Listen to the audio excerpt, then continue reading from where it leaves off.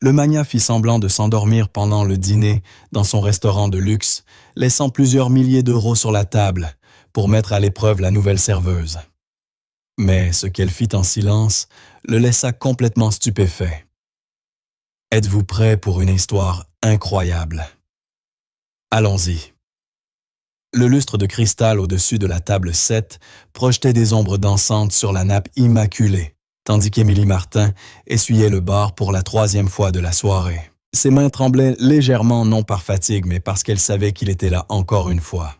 Alexandre Pierrot, le propriétaire du groupe Maison Pierrot et de ce restaurant d'un raffinement presque irréel, était assis seul à sa table habituelle dans l'angle près de la baie vitrée. Son costume sombre valait sans doute plus qu'une année entière de salaire d'Émilie. Elle travaillait à Lumière depuis exactement 2 semaines, et en 14 jours, elle avait déjà appris 3 choses à son sujet. Premièrement, il venait dîner ici chaque jeudi soir à 20 heures précises. Deuxièmement, il s'asseyait toujours seul, observant tout autour de lui de ses yeux gris perçants, notant mentalement chaque détail, chaque erreur, chaque imperfection. Troisièmement, il ne souriait jamais. Émilie ajusta son tablier noir et s'efforça de se concentrer sur le polissage des verres à vin, mais son regard revenait sans cesse vers lui. À 34 ans, Alexandre Pierrot était l'un des restaurateurs les plus jeunes et les plus puissants de Paris. D'après les murmures qu'elle avait surpris entre collègues, il avait hérité de l'empire culinaire de son père à 25 ans et en avait triplé la valeur en 5 ans. Il possédait désormais une trentaine des adresses gastronomiques les plus exclusives de France. « Arrête de le fixer », chuchota Marie, la serveuse chevronnée qui avait pris Émilie sous son aile. « Il remarque tout. » Émilie sursauta les joues brûlantes. « Je ne le fixais pas, Tout le monde le fait au début, coupa Marie d'un ton plus doux. Mais crois-moi, tu ne veux pas attirer son attention.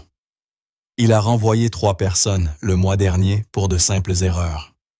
Brillant, oui, mais glacé. Comme pour confirmer ses mots, Alexandre leva un doigt sans quitter son téléphone des yeux et aussitôt un serveur accourut à sa table.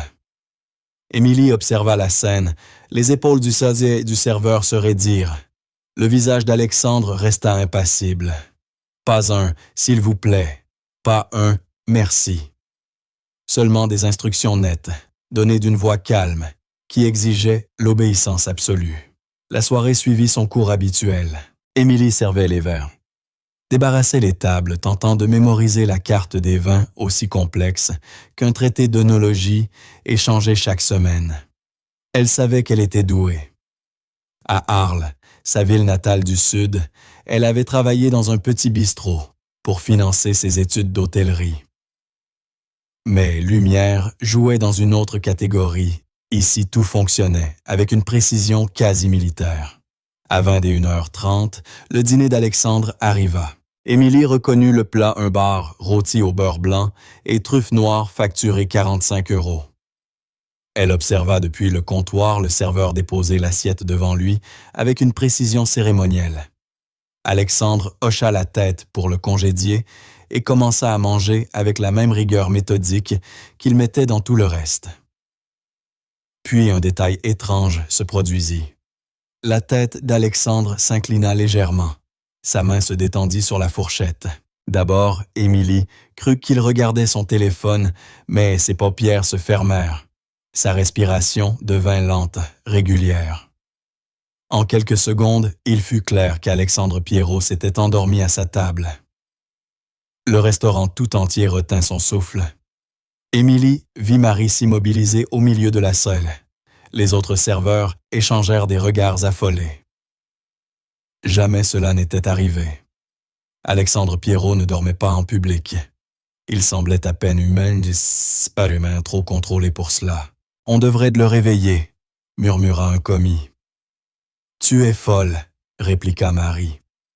S'il veut dormir, ce n'est pas à nous de le déranger. Mais l'attention d'Émilie s'était déjà fixée sur autre chose. Sur la table, à moitié cachée, sous le bras détendu d'Alexandre, reposait un porte-billets en cuir. Même de loin, elle distingua l'épaisse liasse de billets de 100 €.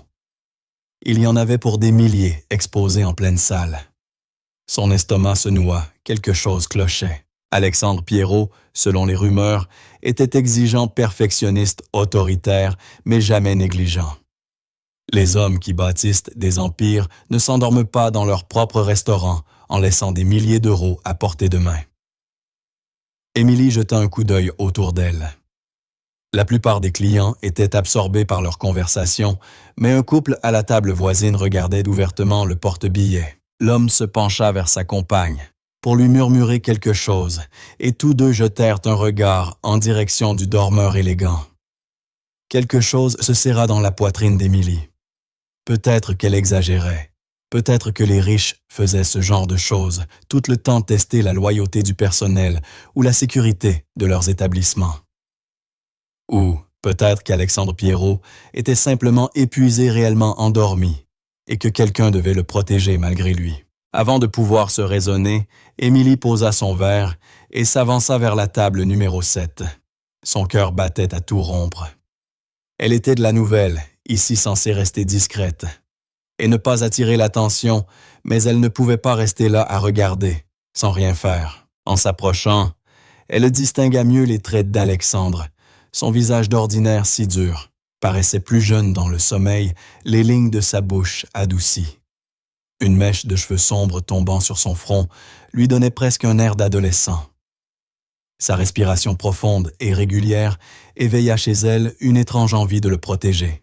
Cet homme qui semblait porter tout un empire sur ses épaules. Arrivée près de la table, elle tendit la main avec précaution, essayant de ne faire aucun bruit, et saisit le porte-billets. Ses doigts venaient à peine de se refermer dessus qu'une voix froide et tranchante comme une lame fusa dans l'air. « Qu'est-ce que vous croyez faire ?»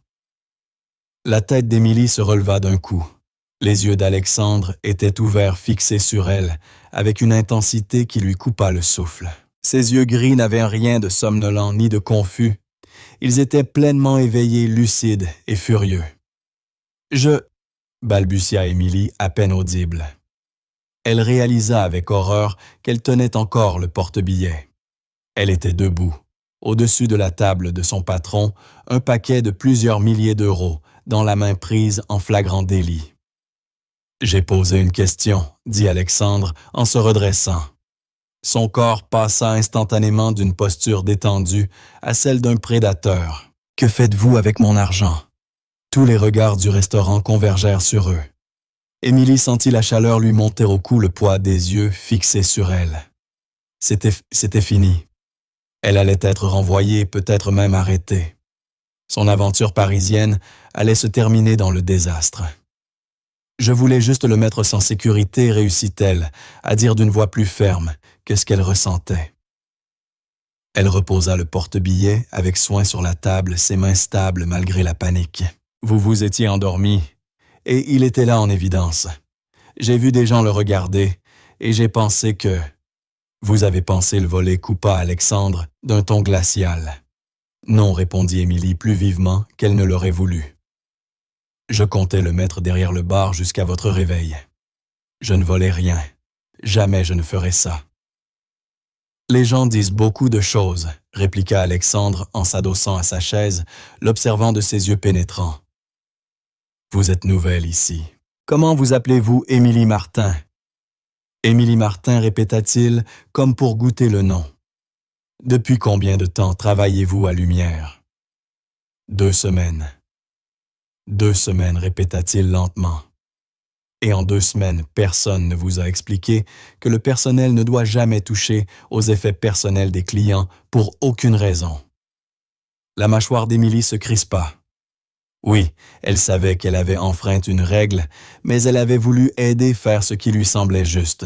Et voilà qu'il la traitait comme une voleuse. L'injustice de la situation fit naître une flamme de révolte en elle. Et personne ne vous a expliqué que s'endormir dans un restaurant public avec des milliers d'euros sur la table est d'une imprudence incroyable, lança-t-elle, avant de pouvoir se retenir. Le silence qui suivit fut assourdissant. Marie émit un petit cri étranglé derrière le bar. Un serveur fit un pas en arrière, s'attendant presque à une explosion. Mais Alexandre Pierrot ne cria pas. Quelque chose passa dans son regard, une lueur peut-être de surprise, peut-être d'amusement avant de disparaître. « Vous êtes renvoyé », dit-il simplement. Les mots frappèrent Émilie comme une gifle. Elle s'y attendait, mais les entendre lui coupa le souffle. « Monsieur Pierrot, Vous êtes renvoyé, répéta-t-il en se levant. Il était grand, au moins 1,90 m, et la manière dont il la surplombait la fit se sentir minuscule. Rassemblez vos affaires et partez. Le service du personnel vous enverra votre dernier salaire. Ce n'est pas juste, protesta Émilie les poings serrés. J'essayais de vous aider. Je n'ai pas besoin de votre aide, mademoiselle Martin. J'ai besoin d'employés qui respectent les règles et les limites. Vous n'avez fait ni l'un ni l'autre. Il prit le porte-billets et le glissa dans sa poche avec lenteur. Maintenant, partez avant que je ne fasse venir la sécurité. Émilie aurait voulu continuer à discuter, à lui faire comprendre ses intentions, mais la froideur implacable de son regard la réduisit au silence. Elle avait déjà vu ce regard autrefois à Arles, dans les yeux de ceux qui avaient déjà pris leur décision, et ne voyait aucune raison d'en changer. Alexandre Pierrot n'allait pas l'écouter, et insister ne ferait qu'aggraver son humiliation. « Très bien, dit-elle, d'une voix calme. Elle détacha son tablier d'une main tremblante et le posa sur la chaise la plus proche. « J'espère que vous ne connaîtrez jamais le jour où quelqu'un essaiera de vous aider et que vous serez trop borné pour le voir. » Puis elle se dirigea vers la salle du personnel, la tête haute, refusant de lui montrer à quel point elle était près de pleurer. Derrière elle, elle entendit le restaurant reprendre lentement son rythme habituel, les conversations reprenant à voix basse. Marie l'attrapa par le bras en passant. « Émilie, je suis tellement désolée. » « Ce n'est rien, menti. » Émilie doucement se dégageant.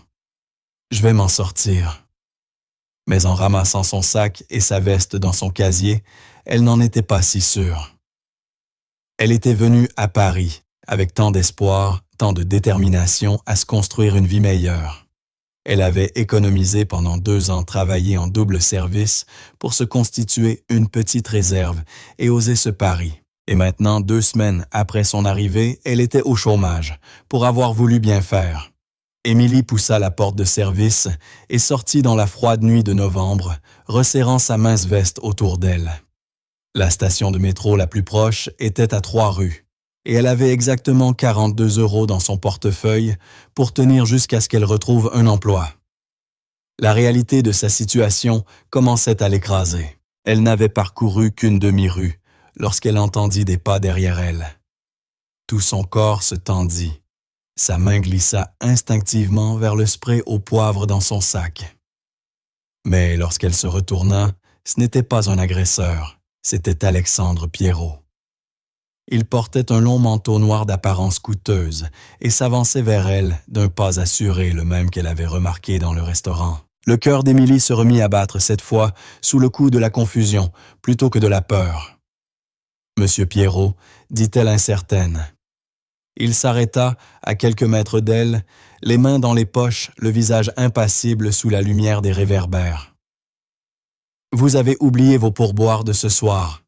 Le règlement du restaurant stipule que vous y avez droit, même si votre contrat est rompu. » Il tendit une enveloppe. Émilie la fixa, puis leva les yeux vers lui, cherchant à comprendre. Cela n'avait aucun sens.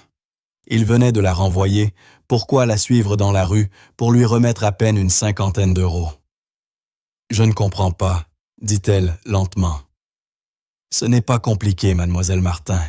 Cet argent est à vous. Prenez-le. » Émilie tendit la main. Ses doigts frôlèrent les siens une fraction de seconde. Malgré sa confusion, elle remarqua combien sa main était chaude et ferme. Elle ouvrit l'enveloppe et inspira brusquement. Il y avait là au moins 500 €. « Ce n'est pas juste, » protesta-t-elle aussitôt en voulant lui rendre. « Mes pourboires de ce soir devaient faire 40 € au maximum. »« Considérez cela comme une indemnité, » l'interrompit Alexandre. Sa voix restait froide, distante, mais quelque chose dans son regard avait changé une forme de reconnaissance, peut-être du fait qu'elle avait essayé de bien faire même maladroitement. Émilie regarda l'argent, puis lui. « Pourquoi m'avoir vraiment renvoyé ?» La question sembla le surprendre. « Je vous ai dit pourquoi. » « Non, vous m'avez donné une raison. Ce n'est pas pareil. » Elle serra plus fort l'enveloppe. « Vous aviez tout planifié, n'est-ce pas? Vous ne dormiez pas vraiment. Vous aviez laissé cet argent exprès pour nous tester, pour me tester. » L'expression d'Alexandre ne bougea pas, mais elle vit la légère crispation de ses yeux qui confirmait qu'elle avait raison. « Pourquoi ?» insista-t-elle. « Pourquoi tester vos propres employés ?» Il garda le silence un long moment, puis détourna le regard vers les lumières lointaines de Paris. « Parce que la confiance se mérite. Parce que j'ai appris que les gens révèlent leur vraie nature quand ils pensent qu'on ne les observe pas. Et parce que selon mon expérience, mademoiselle Martin, la plupart échouent à ces tests. » « Mais je n'ai pas échoué, » répondit Émilie d'une voix douce. « J'ai essayé de protéger votre bien. Ce n'est pas un échec. » Non, admit Alexandre en la regardant de nouveau. « Vous n'avez pas échoué, mais vous n'avez pas respecté le protocole non plus. Dans mes restaurants, le protocole compte plus que l'intégrité. Le protocole, c'est l'intégrité. C'est la structure qui maintient l'ordre. Sans cela, c'est le chaos. » Émilie secoua lentement la tête. « C'est la chose la plus glaciale que j'ai jamais entendue. Les gens ne sont pas des machines, monsieur Pierrot. Parfois, ce qui est juste n'est écrit dans aucun protocole. » Quelque chose vacilla sur le visage d'Alexandre, une fissure brève dans son masque de glace. Peut-être dit-il simplement. « Mais la structure est ce que je peux contrôler. Le cœur des gens, leurs intentions, ce sont des variables que je ne peux pas maîtriser. » Il y avait quelque chose dans la façon dont il avait prononcé ces mots qui fit vaciller la colère d'Émilie. Elle le regarda vraiment pour la première fois et vit au-delà du costume hors de prix et du masque de froideur. Elle aperçut autre chose de la solitude peut-être, ou cette lassitude propre à ceux qui portent trop de responsabilités depuis trop longtemps. « Cela doit être une manière bien triste de vivre, » murmura-t-elle. La mâchoire d'Alexandre se crispa. « Je devrais retourner au restaurant. J'espère que vous trouverez un emploi plus adapté, mademoiselle Martin. » Il fit demi-tour et Émilie sut qu'elle devrait le laisser partir. Elle devrait prendre l'argent, chercher un autre poste et oublier Alexandre Pierrot et son restaurant glacial. Mais quelque chose la poussa à l'interpeller. « Monsieur Pierrot. » Il s'arrêta, tourna légèrement la tête. « Merci pour l'argent. Vous n'étiez pas obligé. » Pour la première fois depuis leur rencontre, l'expression d'Alexandre s'adoucit à peine. Ce n'était pas un sourire, mais presque. « Si je l'étais, que vous le croyiez ou non, j'apprécie ce que vous avez tenté de faire ce soir. J'aurais seulement voulu que vous le fassiez autrement. » Puis il s'éloigna les mains dans les poches, regagnant lumière d'un pas décidé. Les épaules raides dans la nuit froide. Émilie resta un moment immobile, l'enveloppe serrée dans les mains, essayant de comprendre ce qui venait de se passer. Puis elle secoua la tête et se remit en marche vers le métro. Quelle que fût la nature étrange de cette rencontre, elle était terminée. Elle ne reverrait sans doute jamais Alexandre Pierrot. Elle ne savait pas à quel point elle se trompait. 3 jours plus tard, Émilie arpentait de nouveau les rues de Paris, son CV soigneusement rédigé à la main et le moral en miettes. Elle avait postulé dans 14 restaurants, 3 cafés et 2 hôtels. La plupart n'avaient même pas répondu. Les autres disaient qu'ils garderaient son dossier en réserve. Paris coûtait cher et ses économies fondaient plus vite qu'elle ne l'avait imaginé. Le minuscule studio qu'elle partageait avec sa colocataire Sophie, étudiante infirmière, travaillant de nuit, coûtait plus cher par mois que ce qu'Émilie gagnait en 2 mois dans le Sud. Il lui restait 28 jours avant le prochain loyer et à ce rythme, elle devrait rentrer à Arles, la queue entre les jambes. Cette idée lui serra la gorge. Elle s'était jurée de ne pas échouer. Elle avait promis à son père avant sa mort 3 ans plus tôt qu'elle ferait quelque chose de sa vie, qu'elle verrait le monde au-delà de leur petite ville. Venir à Paris, c'était tenir cette promesse. Elle s'arrêta à un kiosque à café de la rue de Rivoli, dépensant une partie de ses derniers euros pour un gobelet de café noir amer. Le vent de novembre traversait sa veste mince. Elle réchauffa ses mains autour du carton brûlant. Elle s'apprêtait à partir pour un autre entretien quand son téléphone vibra. Numéro inconnu. Elle hésita puis répondit. « Allô, mademoiselle Martin. » La voix était claire professionnelle inconnue. « Ici Jennifer Walsh, du service des ressources humaines de Maison Pierrot. Auriez-vous un instant? » Le cœur d'Émilie s'accéléra. Maison Pierrot, l'entreprise d'Alexandre. Oui, bien sûr. Parfait. Monsieur Pierrot a demandé à vous rencontrer cet après-midi à 16 heures. Seriez-vous disponible? Émilie manqua à laisser tomber son café. Une rencontre. À quel sujet Monsieur Pierrot n'a pas précisé les détails. Il m'a simplement demandé d'organiser le rendez-vous. Puis-je confirmer votre présence? Des dizaines de questions tourbillonnaient dans l'esprit d'Émilie. Pourquoi voulait-il la voir? Allait-il l'accuser de quelque chose, réclamer son argent ou peut-être... Une petite voix d'espoir souffla. Peut-être allait-il lui proposer de revenir. Mademoiselle Martin insista à Jennifer. « Oui, » dit Émilie sans réfléchir. « J'y serai. » « Très bien, l'adresse 12 avenue Montaigne, 57e étage. La sécurité vous attendra. » La ligne se coupa. Émilie resta plantée sur le trottoir, son café oublié, essayant d'assimiler ce qui venait de se passer. Après 3 jours de silence, Alexandre Pierrot voulait la revoir. Mais pourquoi le siège de Maison Pierrot était-il impossible à manquer une tour de verre et d'acier brillant qui semblait toucher le ciel? À 15h45.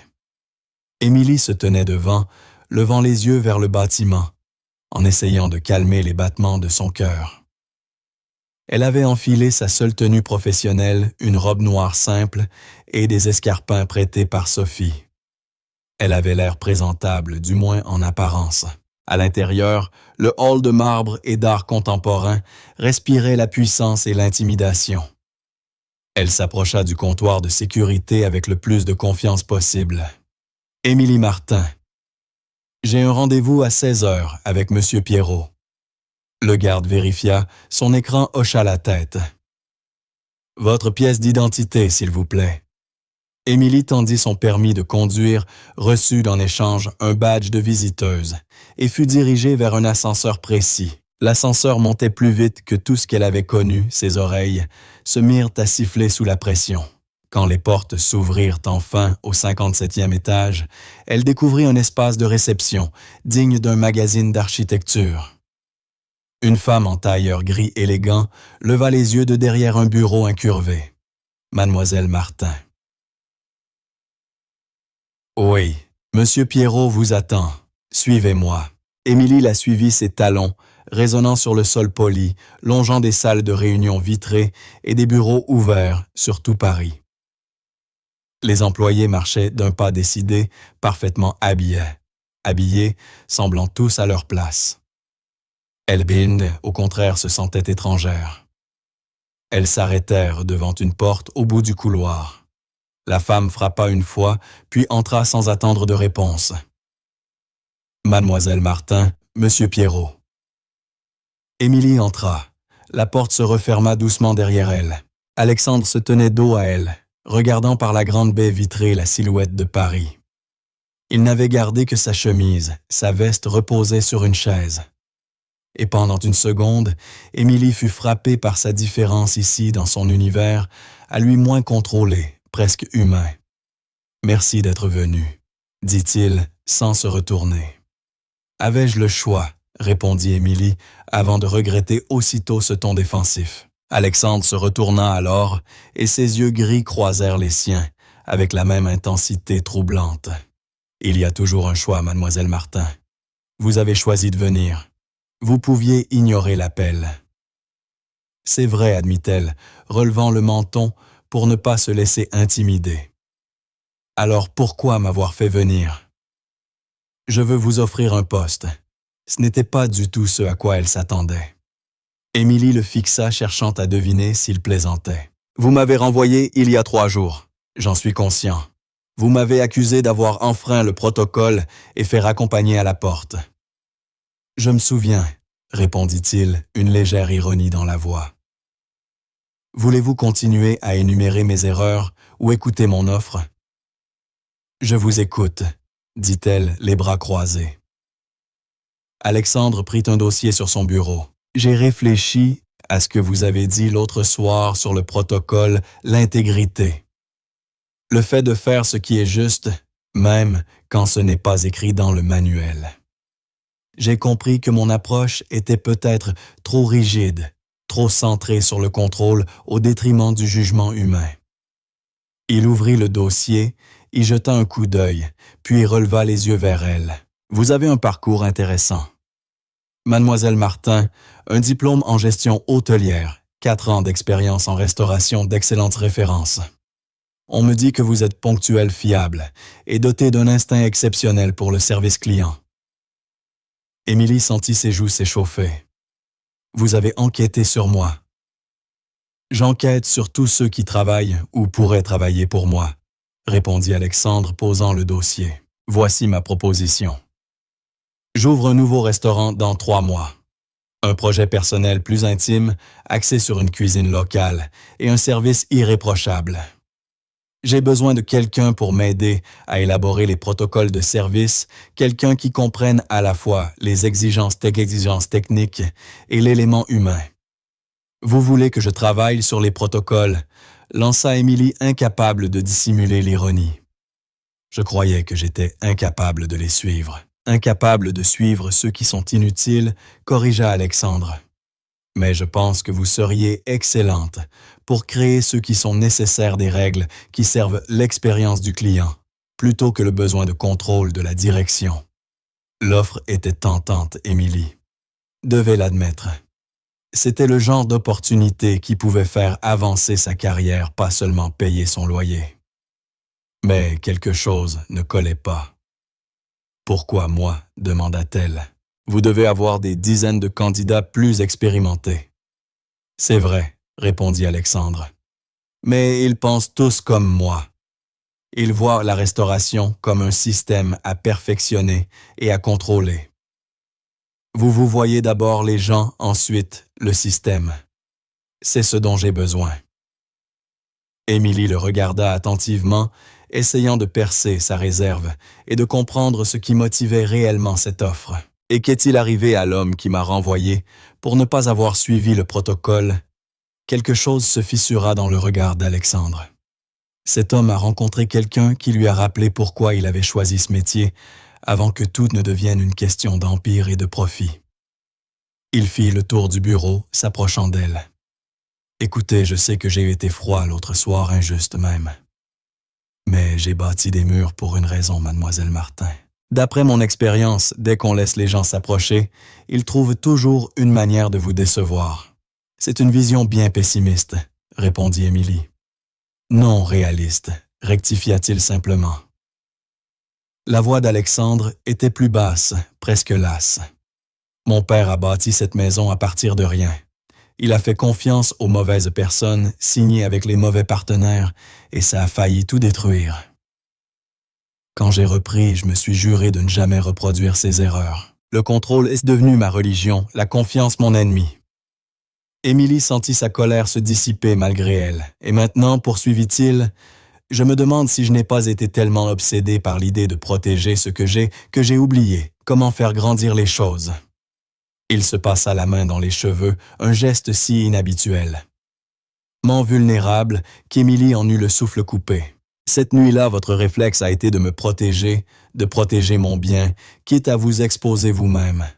C'est rare, précieux même. Et j'étais trop enfermé dans mes règles pour le voir.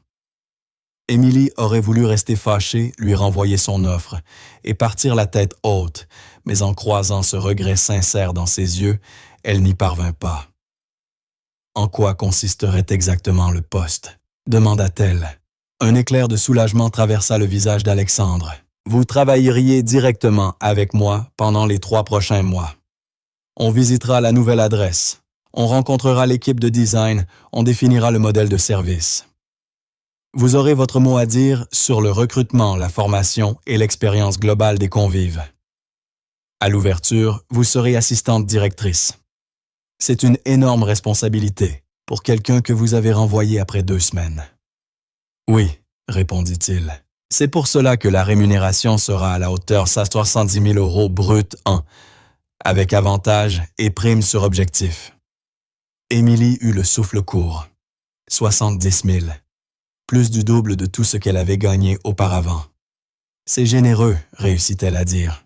C'est juste, corrigea Alexandre.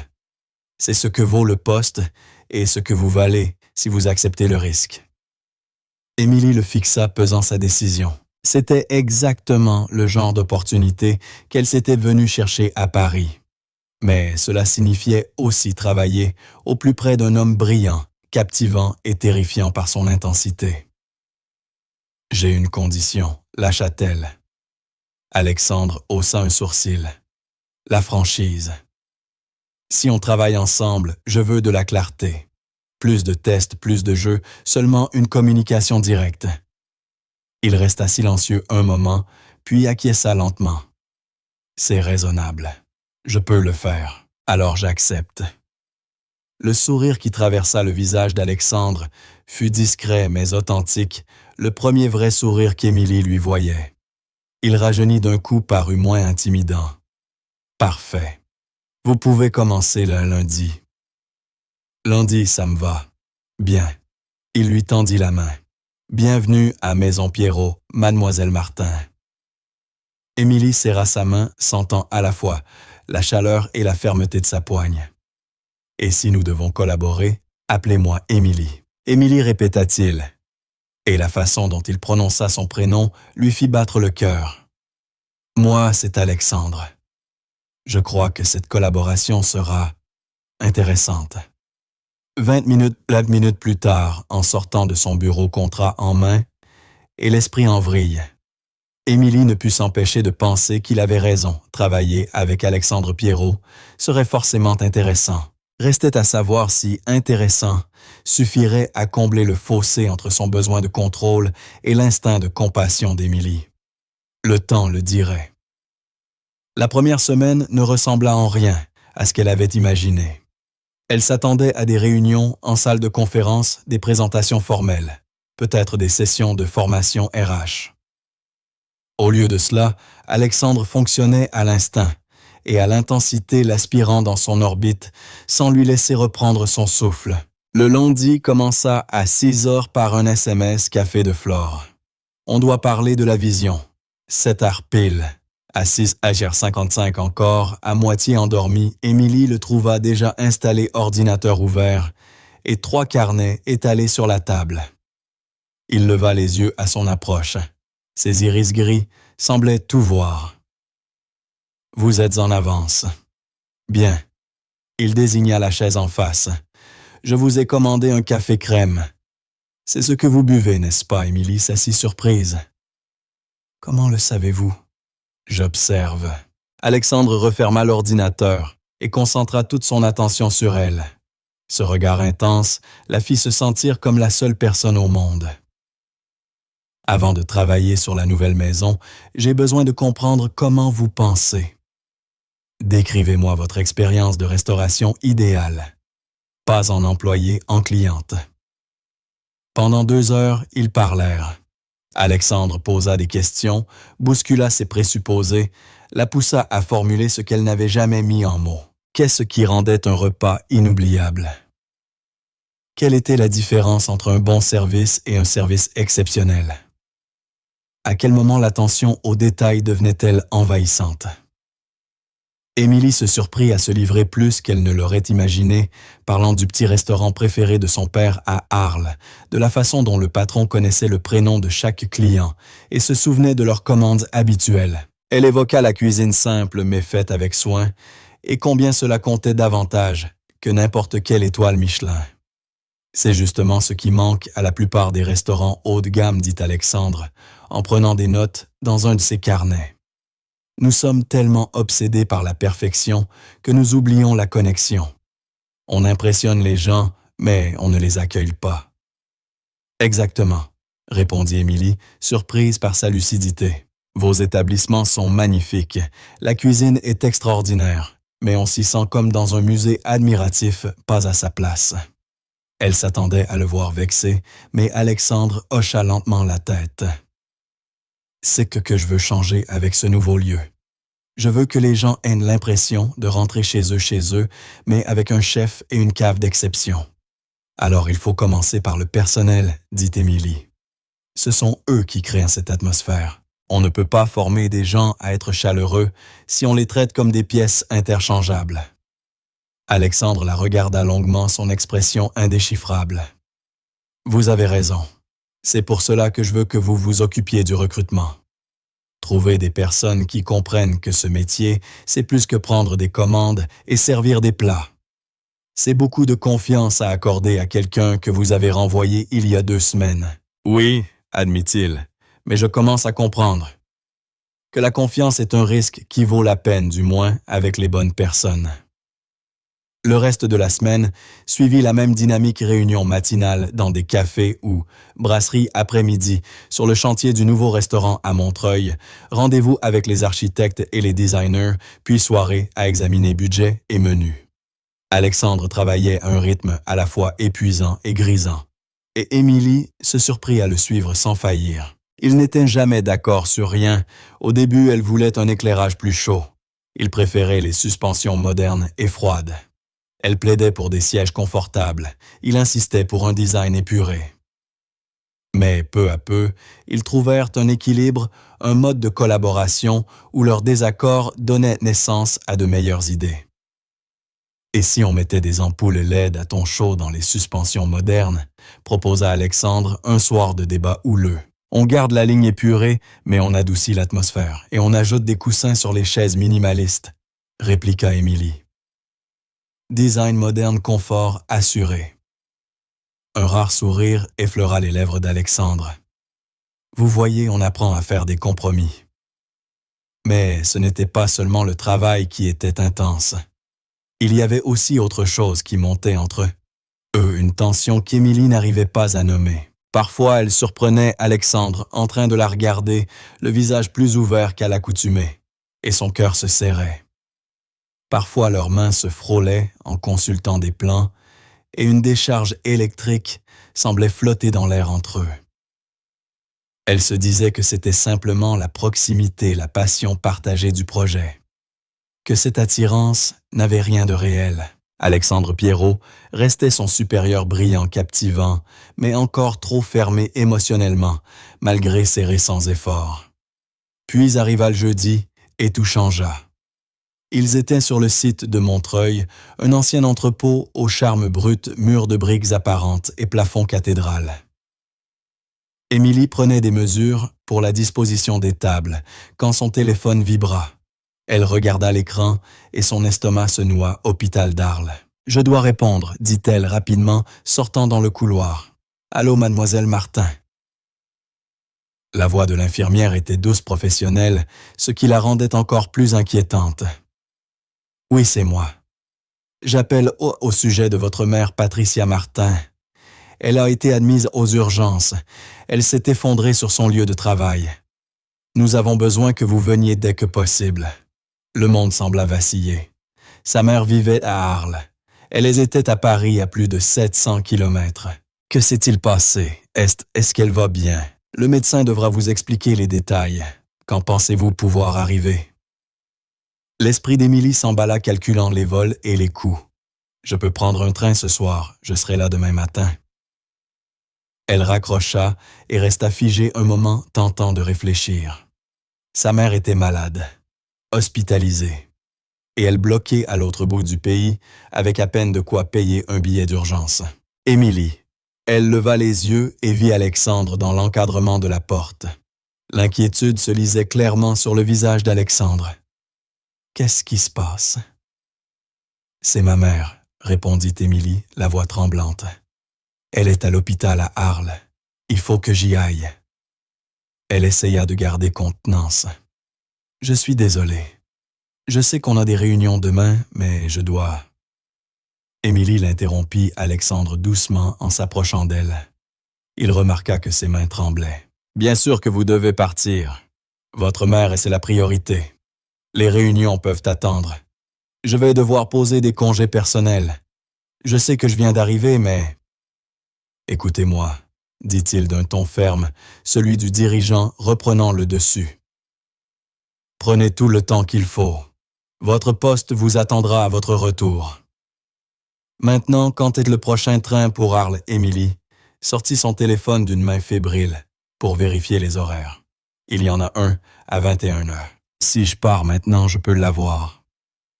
Très bien. Alexandre sortit déjà son propre téléphone. Rentrez chez vous, faites votre valise.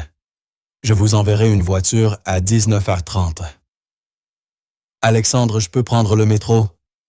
Émilie. Il la regarda et c'est la douceur dans ses yeux lui serra la gorge. S'il vous plaît, laissez-moi vous aider. Elle hocha simplement la tête, incapable de parler. De retour à son appartement, elle fit sa valise mécaniquement, jetant des vêtements au hasard, sans trop voir ce qu'elle prenait. Sophie travaillait ce soir-là. Émilie lui laissa un mot avant de chasser les scénarios catastrophes qui se bousculaient dans son esprit. À 19h30 précise, on frappa à la porte. Émilie attrapa son sac, s'attendant à voir un chauffeur. Mais lorsqu'elle ouvrit, c'était Alexandre lui-même, en jean et pull sombre, rien du PDG tout d'un homme. « Qu'est-ce que vous faites ici? »« Je vous emmène à la gare, » répondit-il simplement en prenant son sac. « Allez, la circulation va être infernale. » Elle le suivit jusque dans la rue où une berline noire les attendait. Mais au lieu de s'installer à l'arrière, Alexandre s'assit au volant. « Vous n'êtes pas obligé de faire ça, dit Émilie, tandis qu'il démarrait. « Je sais, répondit-il, sans la regarder. Mais j'en ai envie. » Ils roulèrent en silence quelques minutes, les lumières de Paris glissant sur les vitres. Émilie tenta de se contenir, de ne pas penser à tout ce qui pouvait être en train d'arriver à sa mère, mais les larmes montaient. « Elle m'a élevée seule, » murmura-t-elle enfin. « Mon père est mort quand j'avais 23 ans. Crise cardiaque soudaine. Et maman, elle a continué, elle a travaillé, elle a tenu bon. Elle m'a toujours dit de poursuivre mes rêves, de ne pas laisser sa mort m'enfermer. C'est pour ça que je suis venu à Paris, parce qu'elle croyait que je pouvais faire plus que simplement survivre. Elle voulait que je m'épanouisse. Elle a l'air d'être une femme extraordinaire, dit Alexandre d'une voix basse. Elle l'est. Une larme glissa sur la joue d'Émilie. Il faut qu'elle s'en sorte. Je ne peux pas la perdre elle aussi, celle-ci. Alexandre tendit la main et prit la sienne. Le geste était simple, sans artifice, mais il l'ancrait dans le présent. Sa main était chaude ferme, et Émilie s'y accrocha comme à une bouée. « J'ai perdu mon père, c'est ça aussi, confia-t-il après un moment. Il y a 2 ans. Cancer du pancréas. Rapide. Foudroyant. » Sa main se serra un peu plus. Il a tout construit à partir de rien. Et moi, j'ai passé des années à lui en vouloir de ne pas avoir été assez prudent, d'avoir fait confiance aux mauvaises personnes. Je pensais que je savais mieux que lui, que ma manière serait plus intelligente. Et maintenant, demanda doucement Émilie. Maintenant, je regrette d'avoir passé autant de temps en colère et pas assez à être simplement son fils. Sa voix était rauque d'émotion. Il n'était pas parfait, mais il aimait ce qu'il faisait. Il aimait créer du lien, bâtir quelque chose qui ait du sens. Et moi, j'ai pris cet héritage et je l'ai transformé en machine. Je croyais lui rendre hommage, mais je cherchais seulement à me protéger, à fuir la vulnérabilité qu'impose le fait de se soucier des autres. Émilie serra sa main. « Vous changez ça maintenant. Ce nouveau restaurant, c'est plus proche de ce qu'il aurait voulu, non? » « Oui, » répondit Alexandre dans un souffle. « Oui, c'est vrai. Et c'est grâce à vous, Émilie. Vous m'avez rappelé ce qui compte vraiment. » Ils arrivèrent à la gare Montparnasse et Alexandre insista pour l'accompagner jusqu'au quai. Devant les portiques, il sortit une enveloppe de sa veste et la glissa dans ses mains. « Qu'est-ce que c'est? » demanda-t-elle. Ouvrez plus tard. Et Émilie? Il lui caressa doucement la joue, effleurant une larme qu'elle n'avait même pas senti tomber. Votre mère va s'en sortir. Elle a élevé une fille assez courageuse pour tout recommencer seule dans une nouvelle ville, assez forte pour tenir tête à des patrons difficiles. Il faut une femme exceptionnelle pour ça. Quelque chose se brisa dans la poitrine d'Émilie. Sans réfléchir, elle le serra dans ses bras. Alexandre eut un léger sursaut surpris, puis la prit contre lui solide et rassurant. « Merci », murmura-t-elle contre son torse. « Quand vous voulez », répondit-il dans ses cheveux. « Appelez-moi dès que vous avez des nouvelles. »« Je te le promets », répondit Émilie. Dans l'avion, elle finit par ouvrir l'enveloppe. À l'intérieur, un chèque de 5 000 € et un mot écrit d'une écriture nette et ordonnée pour les frais médicaux ou tout ce dont tu pourrais avoir besoin. Pas de discussion. C'est ce que font les amis. Ah. Émilie resta figée devant ce mot ami et devant la preuve qu'Alexandre Pierrot était bien plus que le milliardaire froid qu'il prétendait être. Et elle comprit avec une clarté soudaine qu'entre les débats sur l'éclairage et les longues soirées passées à revoir les budgets, elle avait commencé à tomber amoureuse de lui. La vraie question, c'était de savoir s'il ressentait de la même chose ou si elle n'était pour lui qu'une employée à qui il montrait de la générosité. Dans tous les cas, Émilie savait qu'à son retour à Paris, tout serait différent entre eux. Restait à savoir si « différent » signifierait mieux ou trop compliqué pour durer. La mère d'Émilie allait s'en sortir. Le médecin expliqua qu'il s'agissait d'une déshydratation sévère combinée à de l'épuisement et à une hypoglycémie dangereuse. Patricia Martin avait enchaîné les doubles journées à la cantine de l'école primaire où elle travaillait comme responsable, essayant d'économiser pour ce qu'elle appelait son fonds de retraite, qu'Émilie soupçonnait être en réalité une réserve pour l'aider à réussir à Paris. « Tu te tues à la tâche pour moi », dit Émilie depuis la chaise à côté du lit d'hôpital. C'était samedi matin, 48 heures après son arrivée à Arles. Et le soulagement d'apprendre que sa mère allait guérir avait laissé place à la culpabilité. « Ne sois pas dramatique, Miha », répondit Patricia avec un faible sourire. Elle paraissait plus petite, plus fragile dans ce lit d'hôpital, plus âgée que ses 58 ans. J'ai juste oublié de déjeuner. Et peut-être de dîner la veille. Maman, je vais bien maintenant, coupa Patricia. Les médecins me laissent sortir demain et toi tu dois retourner à Paris à ton travail de rêve. Elle lui serra la main. Raconte-moi un peu plus sur cet Alexandre Pierrot. Tu as prononcé son nom au moins 15 fois depuis ton arrivée. Émilie sentit ses joues échauffées. C'est mon patron. Je t'ai parlé du projet de restaurant. Oui, tu m'as parlé du projet. Pas du fait que tes yeux s'illuminent quand tu prononces son nom. Ce n'est pas vrai. Émilie Marie Martin, je t'ai élevée. Je sais reconnaître ce regard. Les yeux de Patricia, si semblables à ceux d'Émilie, pétillaient malgré la fatigue. Tu tiens à lui. Émilie pensa à nier, mais sa mère avait toujours su voir à travers ses mensonges. Je crois que je suis en train de tomber amoureuse de lui, maman. Ce qui est idiot, parce que c'est mon patron, c'est un milliardaire, et on vient de deux mondes complètement différents. Ton père était mécanicien, et moi j'étais assistante d'école quand on s'est rencontrés, répondit Patricia doucement. Les mondes différents ne comptent pas quand deux personnes s'accordent. Et si on ne s'accorde pas? Si je me trompe, si je confonds gentillesse et intérêt? Patricia resta silencieuse un instant, observant sa fille. T'a-t-il donné la moindre raison de penser que tu n'es qu'une employée? À ses yeux, Émilie pensa à la façon dont Alexandre l'avait conduite lui-même à la gare à la main, qu'il avait prise dans la voiture au chèque, et à la lettre où il la qualifiait d'amie.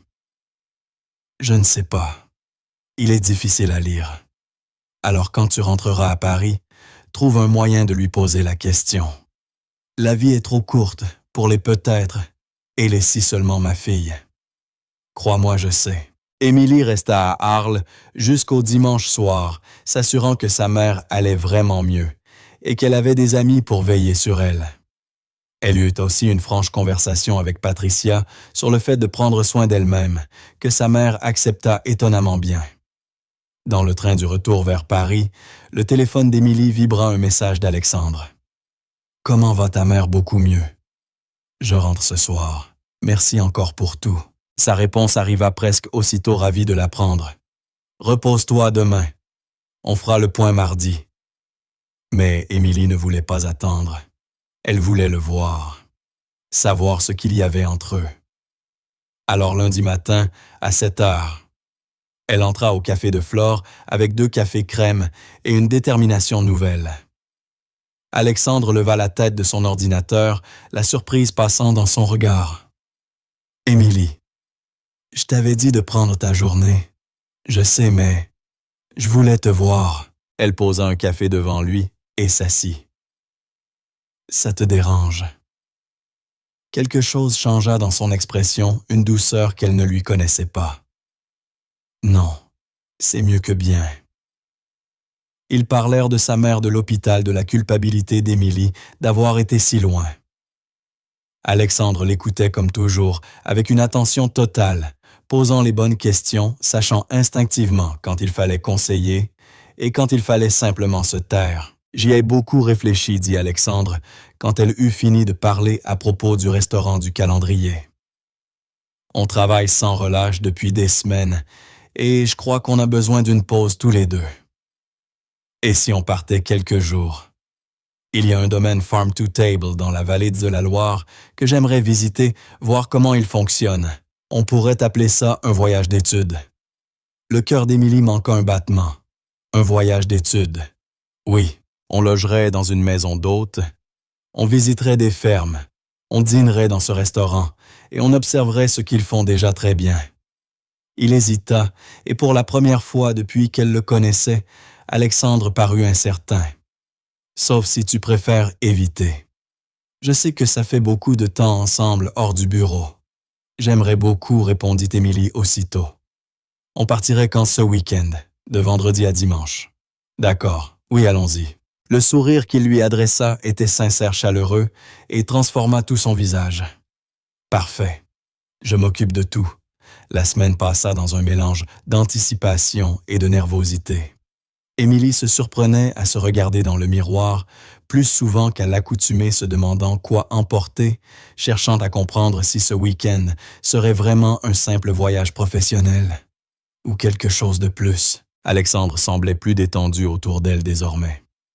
Leur conversation glissait naturellement du travail à des sujets plus personnels. Vendredi après-midi, il vint la chercher dans une voiture différente de d'habitude, un Range Rover bleu nuit taillé pour les routes de campagne, plus que pour les rues parisiennes. Émilie monta avec son sac de week-end, tentant d'ignorer le léger vertige dans son ventre. « Prête ?» demanda Alexandre. « Prête » répondit-elle. Le trajet dura 2 heures, quittant la ville pour les collines et les teintes dorées de l'automne. Ils parlèrent sans interruption de musique, de cinéma, de souvenirs d'enfance. Émilie apprit qu'Alexandre avait grandi à Deauville, fils unique, de parents ambitieux qui avaient toujours attendu de lui qu'il reprenne l'entreprise familiale. Il l'avait fait, mais quelque part en chemin, le devoir avait remplacé la passion. « C'est ça que je veux retrouver avec ce nouveau restaurant, » dit-il, en traversant une allée bordée d'érables rouges et or. Un retour à la passion. À la raison pour laquelle mon père a commencé à cuisiner, rassembler les gens autour d'un repas. « Je crois qu'il serait fier de ce que tu construis, » répondit doucement Émilie. Alexandre la regarda les yeux d'un gris chaud. « J'espère. » La maison d'hôte était une ancienne ferme rénovée avec de larges vérandas et une vue magnifique sur les collines. Alexandre avait réservé 2 chambres, ce qui était à la fois rassurant et légèrement décevant. Ils s'installèrent séparément, puis se retrouvèrent sur la terrasse pour un verre de vin, tandis que le soleil déclinait sur la vallée. « C'est magnifique, » dit Émilie, émitouflée dans une couverture sur une chaise à bascule. L'air de novembre était plus vif qu'à Paris pur et mordant. « Oui, » murmura Alexandre. Mais quand elle se tourna vers lui, il ne regardait pas le coucher de soleil, il la regardait elle. Le samedi, ils visitèrent plusieurs fermes et échangèrent longuement avec les producteurs sur leur collaboration avec les restaurants. Ils apprirent les cycles des saisons, les défis de l'agriculture durable, la passion qu'il faut pour choisir cette vie. Émilie observa Alexandre prendre des notes, poser des questions, s'impliquer avec un intérêt sincère qui lui réchauffa le cœur. Le soir, ils dînèrent dans le restaurant Ferme à table, dont il avait parlé un petit établissement appelé La Récolte aux poutres apparentes et aux tables communes. Le repas était exceptionnel, des produits simples cuisinés avec soin. Mais ce qui frappa le plus Émilie, c'était l'atmosphère, la manière dont les serveurs connaissaient de les habitués par leurs prénoms, comment des inconnus partageaient plats et conversations autour du dessert. « C'est ça que je veux, dit Alexandre, à voix basse, les yeux brillants en observant la salle. Ce sentiment que chacun fait partie de quelque chose de plus grand qu'un repas. Alors c'est ce qu'on construira, répondit Émilie, et elle le pensait vraiment. Après le dîner, ils rentrèrent à pied sous un ciel étoilé, comme Émilie n'en avait pas vu depuis des années. Le silence de la campagne n'était troublé que par le bruit de leurs pas et le chant lointain des oiseaux de nuit. Émilie dit soudain, Alexandre s'arrêtant au milieu de la route. « J'ai besoin de te dire quelque chose. » Le cœur d'Émilie s'emballa. « D'accord. Ce week-end, il n'est pas seulement question de travail. Enfin, la partie étude est réelle, mais ce n'est pas pour ça que je voulais que tu viennes. » Il passa une main dans ses cheveux. Ce geste qu'elle connaissait désormais, signe qu'il cherchait le courage de dire quelque chose d'important. « J'ai essayé de garder une distance professionnelle avec toi. Tu travailles pour moi, je suis ton supérieur. Il y a un rapport hiérarchique à respecter. Mais la vérité, c'est que j'échoue lamentablement à garder ces limites. Alexandre, laisse-moi finir, dit-il doucement. Depuis la nuit où tu as voulu protéger mon argent au restaurant, commença Alexandre. Tu bouscules tout ce que je croyais savoir sur la manière de diriger ma vie. Tu me donnes envie d'être moins dans le contrôle, plus humain. Tu me donnes envie de prendre des risques que j'ai évités pendant des années. Et quelque part, entre nos débats sur les lampes et les protocoles de service, j'ai commencé à tomber amoureux de toi. Le souffle d'Émilie se suspendit. Vraiment oui, répondit Alexandre en s'approchant. Assez près pour qu'elle voie la vulnérabilité dans ses yeux. Et je sais que c'est compliqué. Je sais que je suis ton patron, que tout cela pourrait être mal interprété. Alors si tu ne ressens pas la même chose, on peut faire comme si je n'avais rien dit. On continuera à travailler ensemble. Mais je devais te le dire, je devais être honnête. Émilie repensa aux mots de sa mère. La vie est trop courte pour les peut-être, et les si seulement. Elle pensa à tous ces moments ces dernières semaines où elle avait senti grandir quelque chose entre eux, où elle s'était demandé si elle se faisait des illusions. Elle ne se faisait pas d'illusions. « Moi aussi je tombe amoureuse de toi, » dit-elle, enfin observant son visage passer de la nervosité à l'espoir. Depuis un moment déjà, je ne pensais juste pas qu'un homme comme toi pourrait voir une femme comme moi de cette manière. Une femme comme toi, répéta Alexandre en replaçant doucement une mèche de cheveux derrière son oreille. Émilie, tu es la personne la plus courageuse et la plus sincère que j'ai jamais rencontrée. Tu es entrée dans mon restaurant avec rien d'autre que ta détermination et ton cœur, et tu as réussi à changer ma façon de voir le monde. Si quelqu'un doit se demander comment il a eu autant de chance, c'est moi. Les larmes montèrent aux yeux d'Émilie. Alors qu'est-ce qu'on fait maintenant? Maintenant, dit Alexandre en prenant son visage entre ses mains. J'aimerais beaucoup t'embrasser. Si tu es d'accord. C'est plus que d'accord, murmura-t-elle. Leurs lèvres se trouvèrent dans un baiser doux, tendre, parfait. Les mains d'Émilie se posèrent sur sa poitrine, sentant son cœur battre aussi vite que le sien.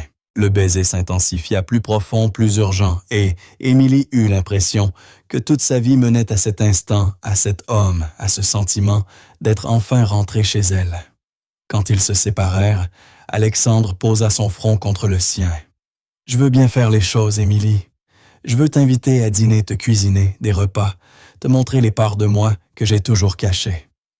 Mais je dois aussi te prévenir, je ne suis pas très doué pour ça. Les relations, la vulnérabilité, tout ça. Je vais faire des erreurs. » Moi aussi, répondit Émilie en souriant à travers ses larmes. « Mais peut-être qu'on peut faire des erreurs ensemble et apprendre en avançant. » « J'aime ce plan, dit-il, avant de l'embrasser à nouveau plus doucement cette fois.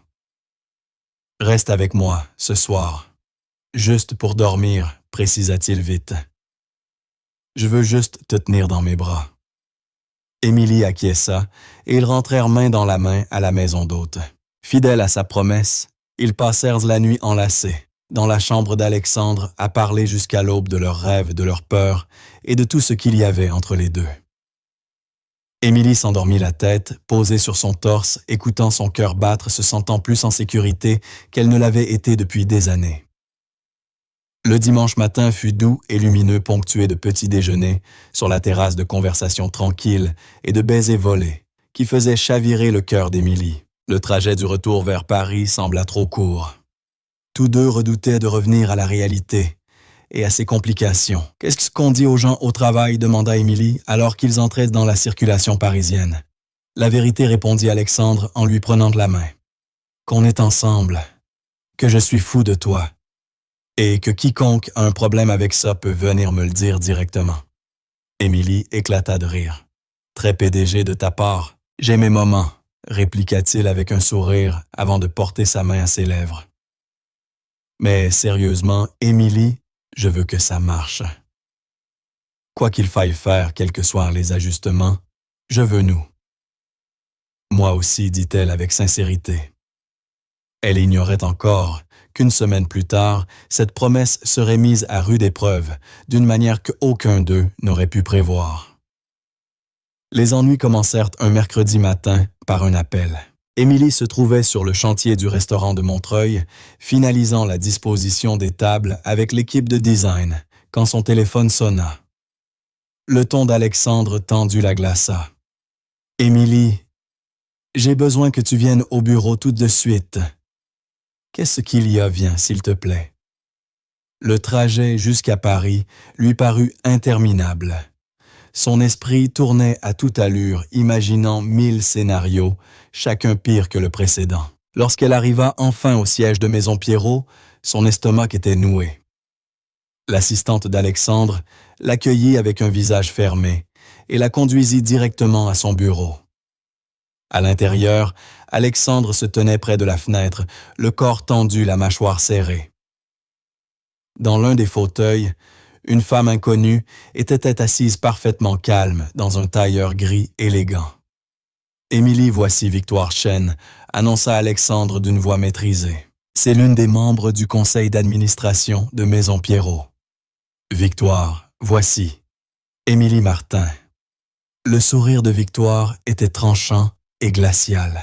« La petite amie, comme c'est pratique que vous soyez là. » Immédiatement, les défenses d'Émilie se dressèrent. « Pardon. De quoi s'agit-il? » « D'un conflit d'intérêts, » répondit Victoire d'une voix parfaitement lisse. Monsieur Pierrot a informé le conseil d'administration qu'il entretient une relation amoureuse avec une employée. Une employée qui, par une coïncidence intéressante, s'est vue confier un poste important et un salaire très confortable malgré une expérience limitée.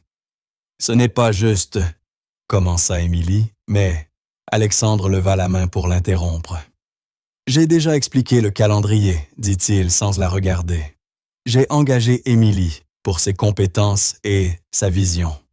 Notre relation s'est développée après. » « Quelle coïncidence commode, » observa Victoire. « Mais peu importe le moment. Alexandre, vous connaissez la politique de l'entreprise. Les relations entre supérieurs et subordonnés créent un risque juridique.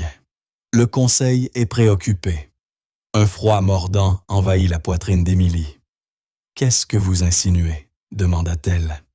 Victoire se tourna vers elle avec un air de fausse compassion. « J'insinue que l'un de vous deux doit se retirer du projet de restaurant. Soit Alexandre se met en retrait, ce qui nuirait gravement à la réussite du projet, soit vous démissionnez. Non. La voix d'Alexandre claqua comme un fouet. Nous avons déjà eu cette conversation, Victoire. Émilie est essentielle à ce projet. Sa vision, son instinct, c'est ce qui rend ce restaurant unique. Vous ne pouvez pas lui demander de partir. Alors vous devez mettre fin à votre relation, répondit Victoire froidement. Sinon, nous envisagerons votre retrait du projet. Le conseil ne prendra pas le risque d'un procès parce que vous avez eu des sentiments pour une employée. Émilie vit la mâchoire d'Alexandre se contracter, vit les murs qu'elle avait mis des semaines à fissurer se reconstruire lentement. C'était exactement ce qu'il avait redouté, cette vulnérabilité qui se retournait contre lui.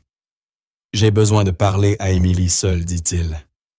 Victoire se leva, lissant sa jupe. « Vous avez jusqu'à vendredi pour trouver une solution, sinon le conseil tranchera à votre place. » Elle adressa à Émilie un sourire de pure hypocrisie. « Ravi de vous rencontrer, mademoiselle Martin. » Quand la porte se referma, le silence pesa lourdement.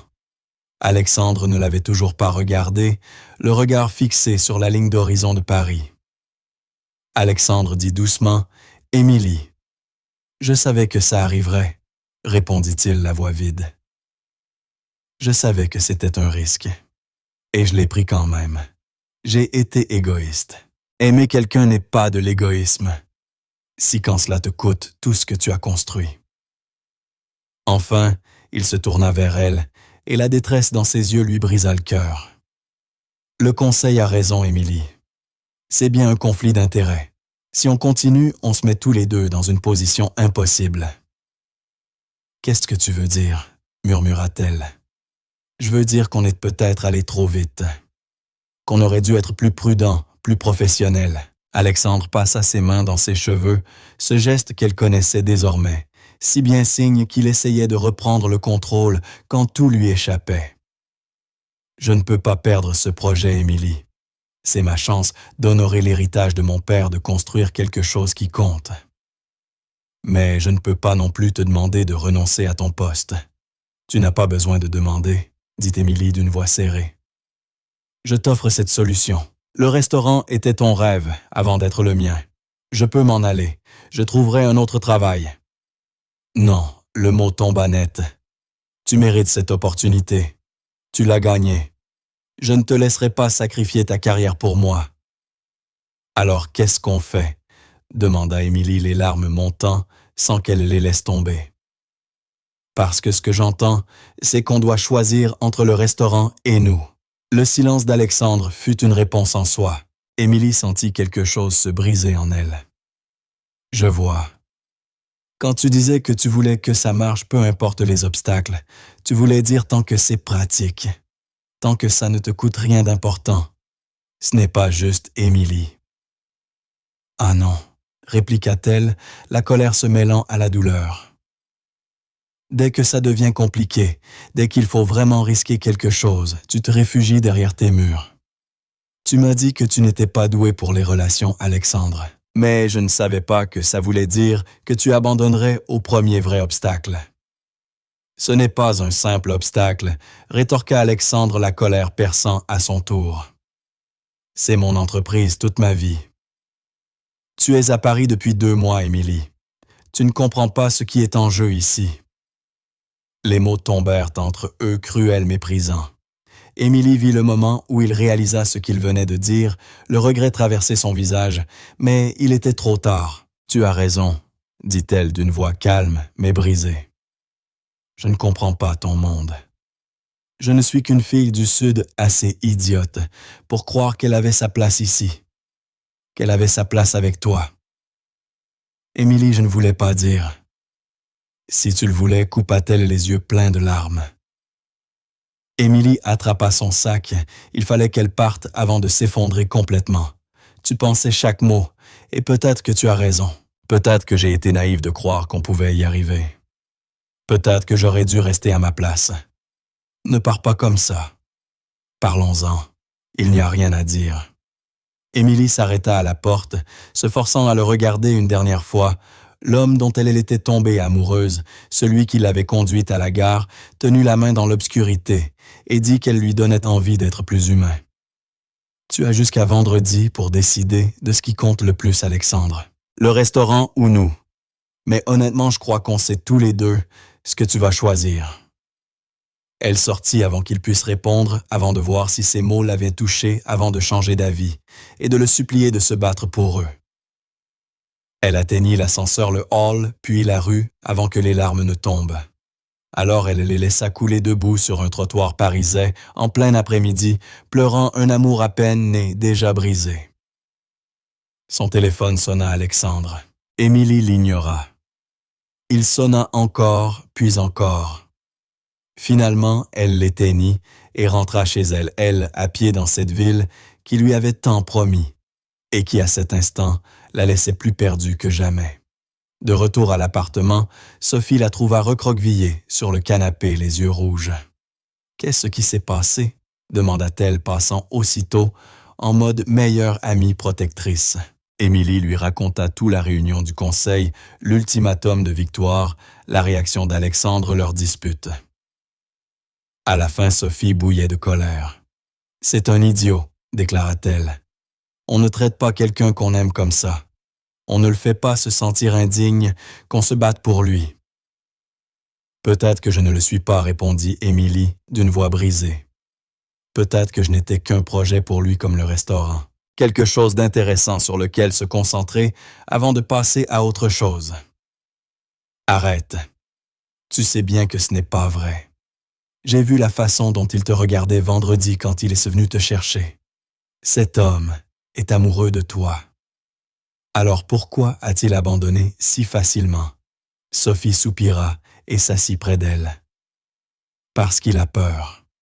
Et parce que les hommes, surtout les hommes puissants, sont stupides quand ils ont peur. Mais ça ne veut pas dire que tu dois renoncer à lui. Il a renoncé à moi le premier. Vraiment. Ou bien il a paniqué, dit n'importe quoi, parce qu'il ne sait pas gérer la vulnérabilité. Sophie serra la main d'Émilie. Écoute, je ne dis pas que ce qu'il a fait est pardonnable. Mais peut-être qu'avant de le rayer complètement, tu devrais lui laisser la chance de comprendre ce qu'il veut vraiment. Émilie voulut protester, mais l'épuisement l'envahit. Je lui ai dit qu'il avait jusqu'à vendredi. S'il n'a pas compris d'ici là, ce sera fini. Le jeudi fut une torture. Émilie appela pour dire qu'elle était malade afin d'éviter Alexandre. Elle passa la journée à envoyer des CV et à se forcer à ne pas vérifier son téléphone toutes les 5 minutes. Alexandre appela 3 fois, envoya une douzaine de messages. Émilie n'en lut aucun. Le vendredi matin arriva sous un ciel gris et lourd, à l'image de son humeur.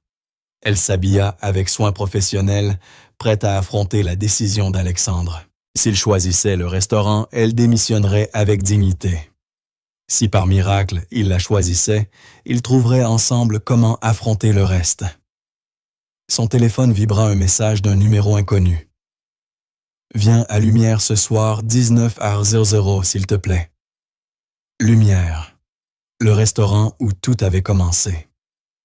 Le cœur d'Émilie se serra, mais elle répondit d'un simple « D'accord ». Elle arriva à 18h55 surprise de trouver le restaurant plongé dans la pénombre. Une seule table était éclairée, celle du coin la même où Alexandre avait faim de s'endormir, déclenchant tout ce chaos. Et assis à cette table, l'air plus nerveux qu'elle ne l'avait jamais vu se trouvait Alexandre. Il se leva aussitôt. « Tu es venu. Tu m'as demandé. » Émilie resta près de la porte, gardant ses distances. « Qu'est-ce que c'est que tout ça, Alexandre? » « C'est moi qui fais un choix. » Il désigna la table. « Assieds-toi, s'il te plaît. » Lentement, Émilie s'approcha et prit place. Elle remarqua des détails qu'elle n'avait jamais vus. Auparavant, la table était dressée avec une élégance simple sans la rigueur habituelle. Un bouquet de fleurs sauvages trônait au centre, celles qu'ils avaient vues dans les fermes de la Loire. Sur son assiette, une enveloppe. « Ouvre-la », dit doucement Alexandre, les doigts tremblants. Émilie ouvrit l'enveloppe et en sortit une lettre officielle à en-tête de Maison Pierrot. En la lissant, Son souffle se coupa, c'était la lettre de démission d'Alexandre du projet du restaurant.